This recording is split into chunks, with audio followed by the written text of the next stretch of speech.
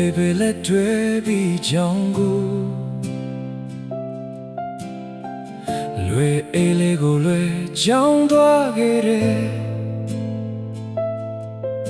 ဖနာလေးဟောင်းပေမဲ့ရင်ထဲမှာအိမ်မက်တွေကတော့လာပါခဲ့တယ်ငယ်ချင်းတွေနဲ့လမ်းလျှောက်ရင်ရင်မောသံတွေလမ်းတစ်လျှောက်မနှက်ပြန်ဆိုတာမသိခဲ့ပဲဒီနေ့လေးကိုပဲပြောခဲ့ကြတယ်ကြောင်ကောင်းလို့တန်ချရတဲ့ခါစာသင်ခန်းနဲ့ပြီးဝင်ခဲ့ကြအချိန်တွေကမြန်လုံးခဲ့တယ်ပြန်မရတော့တဲ့ငယ်ဘဝအိုကလေးဘဝကြောင့်တစ်ချိန်ရဲ့ပြန်လေရောက်ချင်မိတယ်သူငယ်ချင်းတွေရဲ့ရှိသံတွေဒီနေ့ချင်နာနဲ့လို့သားတဲ့မရှိတယ်အိုကလေးဘဝမတရားရဲ့အချိန်ပဲလောက်ကြပါစေအမေလို့မရတဲ့ငယ်ဘဝလေးအိမ်မထဲမှာတော့ပြန်တွေ့သေးစေ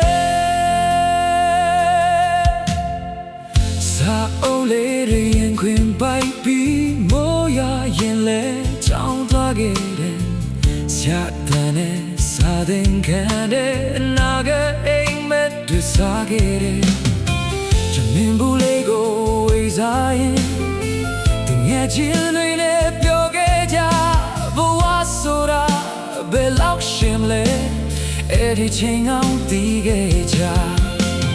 ချောင်းစင်ထေးရောက်လာတဲ့ခါအိမ်ပြန်လမ်းမှာတချင်းဆို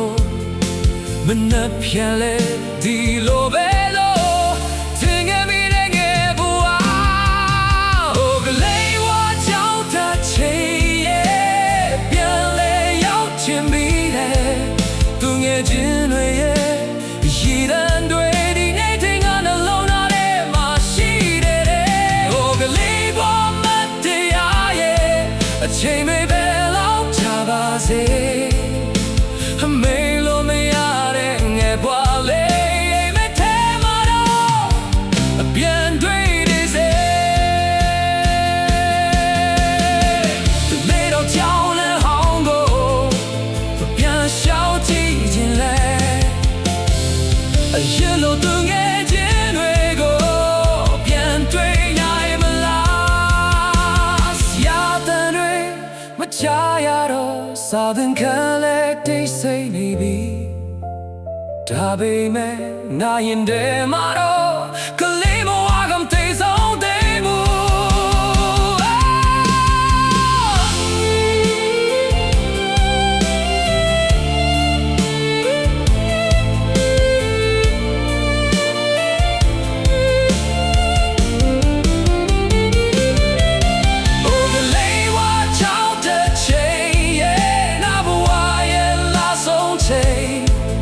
ပြန်နေရတော့ပြီမဲ့တသက်လုံးနှလုံးသားထဲမှာသိမ်းထားမယ်